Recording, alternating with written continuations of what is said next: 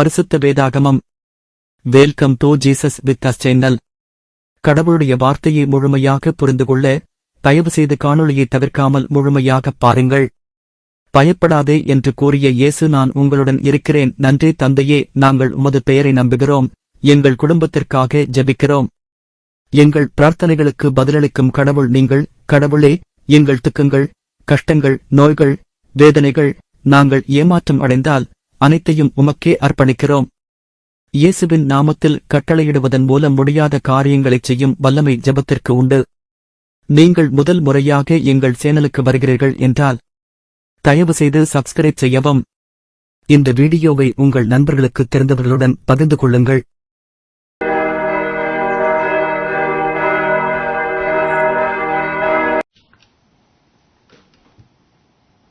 லேவியராகமம் அதிகாரம் 24. பின்னும் கர்த்தர் மோசேயை நோக்கி, குத்து விளக்கு எப்பொழுதும் எரிந்து கொண்டிருக்கும்படி அதற்காக இடித்து பிழிந்த தெளிவான ஒலிவ எண்ணெயை இஸ்ரவேல் புத்திரர் உன்னிடத்தில் கொண்டு வரும்படி அவர்களுக்கு கட்டளையிடு. ஆசரிப்பு கூடாரத்தில் சாட்சி சந்நிதியின் திரைக்கு வெளிப்புறமாக ஆரோன் அதை எப்பொழுதும் சாயங்காலம் தொடங்கி விடியற்காலம் மட்டும் கர்த்தருடைய சந்நிதியில் எரியும்படி ஏற்ற கடவன். இது உங்கள் தலைமுறை தோறும் செல்ல வேண்டிய நித்திய கட்டளை. அவன் எப்பொழுதும் கர்த்தருடைய சந்நிதியில் பரிசுத்தமான குத்து விளக்கின் மேல் இருக்கிற விளக்குகளை எரிய வைக்க கடவன்.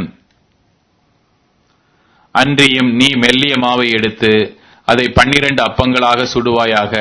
ஒவ்வொரு அப்பம் மரக்காலிலே 2 பங்கு மாவினால் செய்யப்பட வேண்டும்.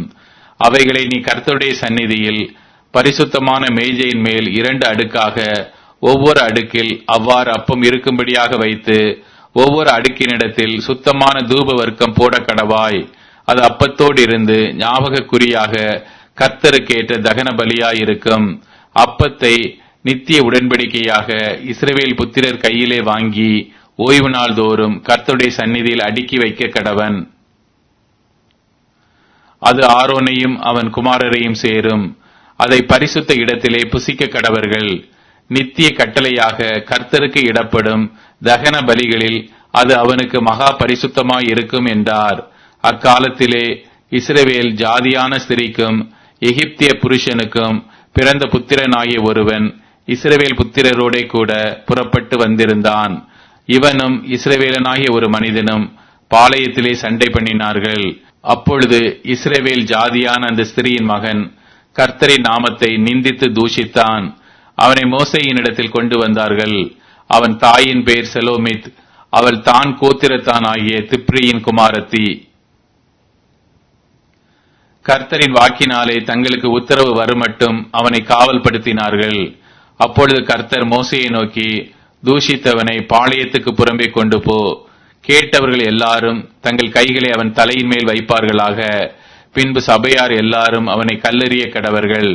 மேலும் நீ இஸ்ரவேல் புத்திரரை நோக்கி, எவனாகிலும் தன் தேவனை தூஷித்தால் அவன் தன் பாவத்தை சுமப்பான். கர்த்தருடைய நாமத்தை நிந்திக்கிறவன் கொலை செய்யப்பட வேண்டும். சபையார் எல்லாரும் அவனை கல்லெறிய வேண்டும். பரதேசியானாலும் சுதேசியானாலும் கர்த்தரின் நாமத்தை தூஷிக்கிறவன் கொலை செய்யப்பட வேண்டும்.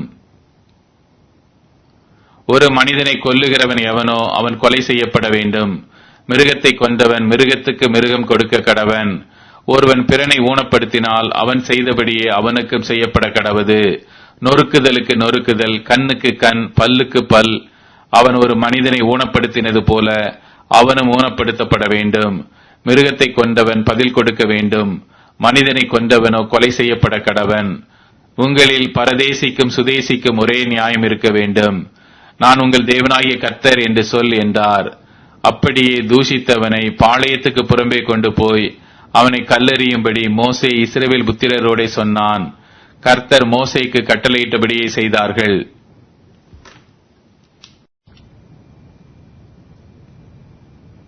லேவியராகமம் அதிகாரம் 25.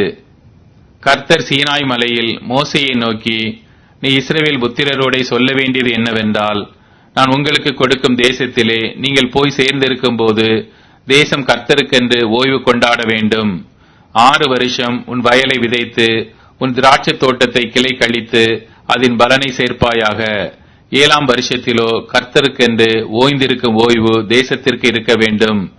அதில் உன் வயலை விதைக்காமலும் உன் திராட்சை தோட்டத்தை கிளை கழிக்காமலும் தானாய் விளைந்து பயிரானதை அறுக்காமலும் கிளை கழிக்காதே விட்ட திராட்சை செடியின் பழங்களை சேர்க்காமலும் இருப்பாயாக. தேசத்துக்கு அது ஓய்வு வருஷமாய் இருக்க கடவது. தேசத்தின் ஓய்விலே பயிராகிறது உங்களுக்கு ஆகாரமாய் இருப்பதாக. உன் வேலைக்காரனுக்கும் உன் வேலைக்காரிக்கும் உன் கூலிக்காரனுக்கும் உன்னிடத்தில் தங்குகிற அந்நியனுக்கும் உன் நாட்டு மிருகத்துக்கும் உன் தேசத்தில் இருக்கிற காட்டு மிருகத்துக்கும் அதில் விளைந்திருப்பதெல்லாம் ஆகாரமாய் இருப்பதாக. அன்றியும் 7 ஓய்வு வருஷங்களுள்ள 7 வருஷங்களை எண்ணுவாயாக. அந்த 7 ஓய்வு வருஷங்களும் 49 வருஷமாகும். அப்பொழுதும் 7ஆம் மாதம் 10ஆம் தேதியில் எக்கால சத்தம் தொனிக்கும்படி செய்ய வேண்டும். பாவ நிவாரண நாளில் உங்கள் தேசம் எங்கும் எக்கால சத்தம் தொனிக்கும்படி செய்ய வேண்டும். 50ஆம் வருஷத்தை பரிசுத்தமாக்கி தேசமெங்கும் அதன் குடிகளுக்கெல்லாம் விடுதலை கூற கடவீர்கள். அது உங்களுக்கு யூபிலி வருஷம். அதிலே உங்களில் ஒவ்வொருவனும் தன் தன் காணியாட்சிக்கும் தன் தன் குடும்பத்துக்கும் திரும்பி போக கடவன். அந்த 50ஆம் வருஷம் உங்களுக்கு யூபிலி வருஷமாய் இருப்பதாக.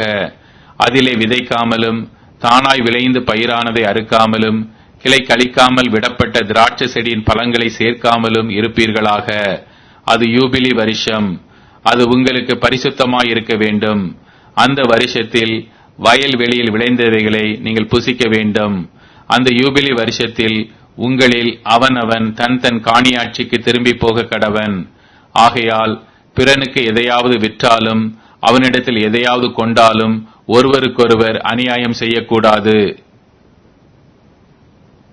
யூபிலி வருஷத்துக்கு பின்வரும் வருஷங்களின் தொகைக்கேற்ப பிறனிடத்தில் கொள்ளுவாயாக. பலனுள்ள வருஷங்களின் தொகைக்கேற்ப அவன் உனக்கு விற்பானாக. பலனுள்ள வருஷங்களின் இலக்கத்தை பார்த்து அவன் உனக்கு விற்கிறபடியால் வருஷங்களின் தொகை ஏறினால் விலை ஏறவும் வருஷங்களின் தொகை குறைந்தால் விலை குறையவும் வேண்டும். உங்களில் ஒருவனும் பிறனுக்கு அநியாயம் செய்யக்கூடாது. உன் தேவனுக்கு பயப்பட வேண்டும். நான் உங்கள் தேவனாகிய கர்த்தர். என் கட்டளைகளின்படி செய்து என் நியாயங்களை கைக்கொண்டு அவைகளின்படி நடக்க கடவீர்கள். அப்பொழுது தேசத்திலே சுகமாய் குடியிருப்பீர்கள். பூமி தன் கனியை தரும். நீங்கள் திருப்தியாய் சாப்பிட்டு அதில் சுகமாய் குடியிருப்பீர்கள். 7ஆம் வருஷத்திலே எதை புசிப்போம், நாங்கள் விதைக்காமலும் விளைந்ததை சேர்க்காமலும் இருக்க வேண்டுமே என்று சொல்வீர்களானால், நான் 6ஆம் வருஷத்தில் உங்களுக்கு ஆசீர்வாதத்தை அனுக்கிரகம் பண்ணுவேன். அது உங்களுக்கு 3 வருஷத்தின் பலனை தரும். நீங்கள் 8ஆம் வருஷத்திலே விதைத்து 9ஆம் வருஷம் மட்டும் பழைய பலனிலே சாப்பிடுவீர்கள். அதன் பலன் விளையும் வரைக்கும் பழைய பலனை சாப்பிடுவீர்கள். தேசம் என்னுடையதாய் இருக்கிறபடியால் நீங்கள் நிலங்களை அறுதியாய் விற்க வேண்டாம். நீங்கள் பரதேசிகளும் என்னிடத்தில் புறக்குடிகளுமாய் இருக்கிறீர்கள். உங்கள் காணியாட்சியான தேசமெங்கும் நிலங்களை மீட்டுக்கொள்ள இடம் கொடுக்க கடவீர்கள். உங்கள் சகோதரன் தரித்திரப்பட்டு தன் காணியாட்சியிலே சிலதை விற்றால் அவன் இனத்தான் ஒருவன் வந்து தன் சகோதரன் விற்றதை மீட்க கடவன். அதை மீட்க ஒருவனும் இல்லாமல் தானே அதை மீட்கத்தக்கவனானால் அதை விற்றபின் சென்ற வருஷங்களின் தொகையை தள்ளி மீந்த தொகையை ஏற்றி கொண்டவனுக்கு கொடுத்து அவன் தன் காணியாட்சிக்கு திரும்பி போக கடவன். அப்படி கொடுப்பதற்கான நிர்வாகம் அவனுக்கு இல்லாவிட்டால் அவன் விற்றது வாங்கினவன் கையிலே யூபிலி வருஷம் மட்டும் இருந்து யூபிலி வருஷத்திலே அது விடுதலையாகும். அப்பொழுது அவன் தன் காணியாட்சிக்கு திரும்பி போவான். ஒருவன் மதில் சூழ்ந்த பட்டணத்தில் உள்ள தன் வாசஸ்தலமாகிய வீட்டை விற்றால் அதை விற்ற 1 வருஷத்துக்குள் அதை மீட்டுக் கொள்ளலாம்.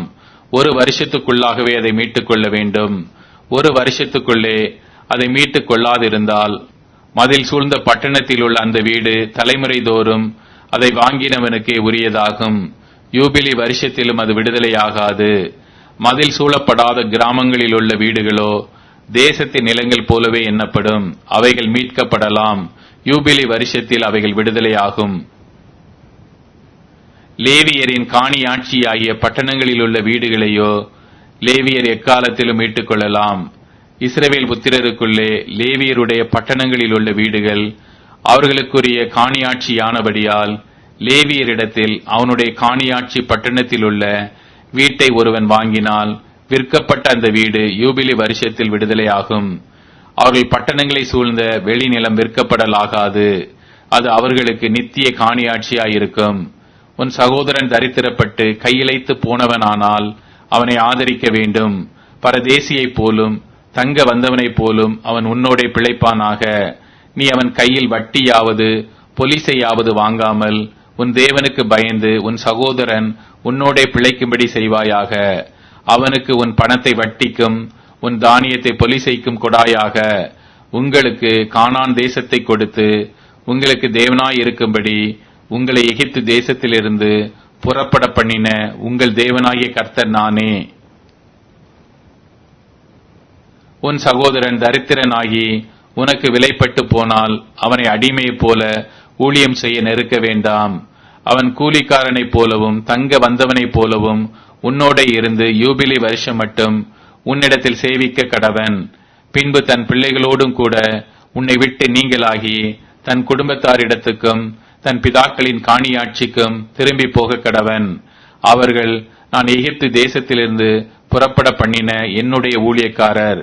ஆகையால் அவர்கள் அடிமைகளாக விற்கப்படலாகாது.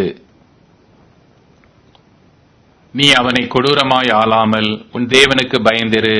உனக்கு இருக்கும் ஆண் அடிமையும் பெண் அடிமையும் சுற்றிலும் இருக்கிற புற ஜாதிகளாய் இருக்க வேண்டும். அவர்களில் நீ ஆண் அடிமையையும் பெண் அடிமையையும் விலைக்கு வாங்கலாம்.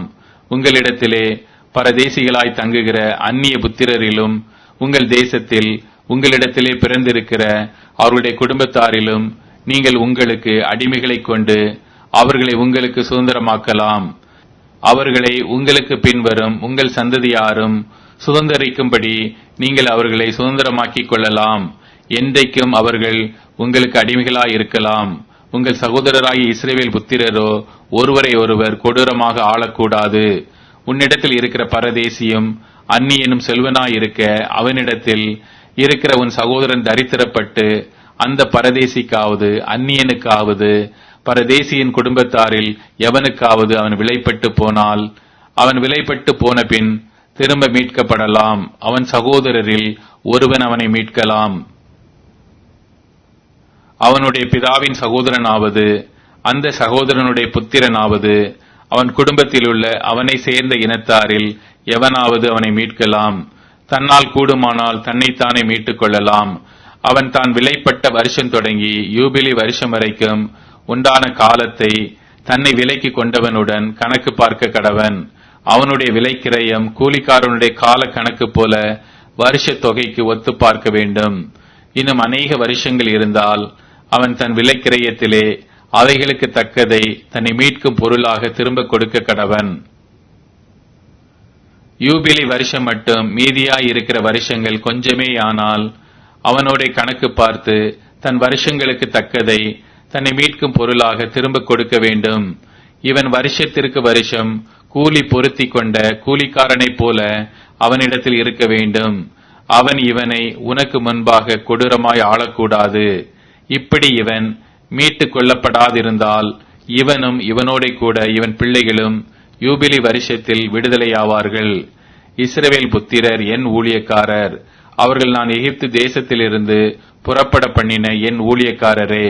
நான் உங்கள் தேவனாகிய கர்த்தர்.